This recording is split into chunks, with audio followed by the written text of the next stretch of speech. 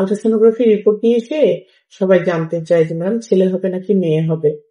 আলট্রাসোনোগ্রাফির report দেখে ছেলে হবে নাকি মেয়ে হবে এটা বোঝা যায় না। আলট্রাসোনোগ্রাফি রুমে আলট্রাসোনোগ্রাফি ডাক্তার বলে দেয়। কিন্তু বাংলাদেশ সরকার বিভিন্ন সামাজিক সহিংসতা বা নারীর প্রতি সহিংসতা বেড়ে যাওয়ার কারণে বাংলাদেশ সরকার এটা নিষেধ করে দিয়েছে যে একটা বাচ্চা ছেলে হবে নাকি মেয়ে হবে এটা বলা যাবে না জন্মের আগে।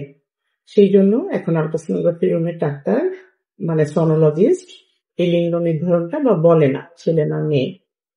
আর ছেলে না মেয়ে এটা আসলে খুব একটা ইম্পর্টেন্ট ইস্যু হওয়া উচিত না কোনো বাবা মায়ের জন্য, কারণ একটা সন্তান হচ্ছে ইম্পর্টেন্ট। সুস্থ একটা বাচ্চা এটা হচ্ছে ইম্পর্টেন্ট হওয়া উচিত। সুস্থ সবল একটা বাচ্চা অনেক গুরুত্বপূর্ণ, অনেক গুরুত্বপূর্ণ।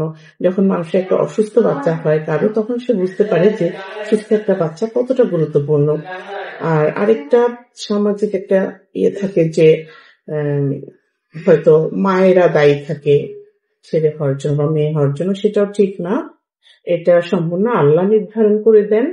কারণ হচ্ছে একটা ছেলের ক্রোমোজোম হচ্ছে XY, তো সেটা কেবলমাত্র একটা পুরুষ থেকেই আসে। কারণ মেয়েদের ক্রোমোজোম হচ্ছে XX, তার যেটাই আসুক X আসবে।